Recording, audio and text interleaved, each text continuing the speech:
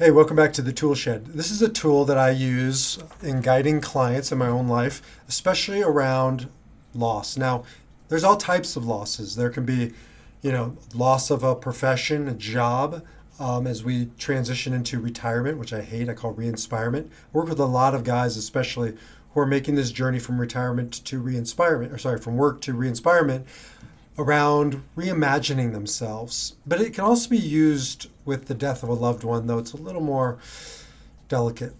But all times of loss, we need to run what I call the tool lost and found. And that is, it's too easy to sort of just remember the good, particularly like in a profession, where I'll see guys do this and they'll just remember, all that was good around their job, all that they liked, how they were needed, the perks.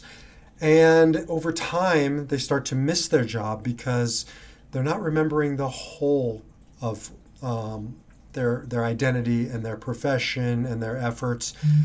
You got to remember warts and all. You got to remember the stuff that you didn't like. You got to remember the things that you lost during that time. How many guys do I counsel who have lost connection with their spouse, or maybe their marriage altogether? They've lost connection with their children or are estranged from their children. They get to this point of retirement, as an example, and they've sacrificed much along the way. So we really have to do a true accounting of what was lost. Now, we also have to shift our direction, our gaze towards where we're going, because I liken it to driving with the rear view mirror. We're spending so much time looking at the rear view mirror of what was lost, of what we no longer have. And this is very true with the death of a loved one, where we focus on everything that was taken from us, but we don't focus on what was not taken from us. There's so much that can't be taken from us, whether it be retiring from a job or whether it be the death of a loved one. There are things that are ours and ours alone, like the memories, like the feelings, like the values. So we just have to focus on those. We have to place our attention on what we're finding in this process. Viktor Frankl would call it what we're discovering the meaning in the loss, the meaning in the suffering, in the darkness. There's always meaning to be discovered. What is found must be bigger than what is lost, or else it'll be constantly a process of surviving. And we're not here to survive. We are here to live. We are here to thrive. And that means when circumstances, or when we even choose to do it, takes something from us, when we give something up, we must replace it with something even bigger, even better.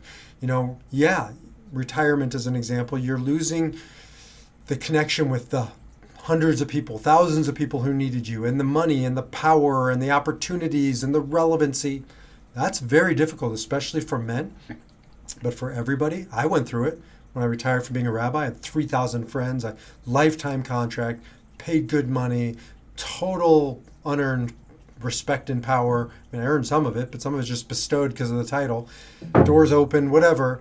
And then I moved to a mountaintop in the Middle East, and crickets, nothing. And I just started looking backwards, longing for all the good stuff, but not remembering the bad stuff. I had to do an accounting of what was lost, true loss, right? Remembering all of it, not just the good stuff. What I lost during that process, the things that I gave up, redirect my gaze towards what I wanted to discover, what I was finding, and then rebuild my life in a bigger, better, more beautiful way. It doesn't make the pain, the losses go away. It makes them worthy. And if we don't have that focus, if we don't have that direction, that intention, then again, we just at best get back to a level playing field. At best, we get back to, it's okay, I'm okay. And we don't build a life of amazing and worthiness and meaning and purpose. And you can have that no matter what loss you've been through. You can have that no matter what stage of life you are in. I have not yet met a person who hasn't been able to move forward in their life after a loss, all kinds of losses, and move forward towards something even more profound that was waiting to be discovered. And it all comes down to what was lost and what was or what will be found. And that's my tool for you. I will see you in the next tool. Until then, get out there and live your defiant power of your spirit.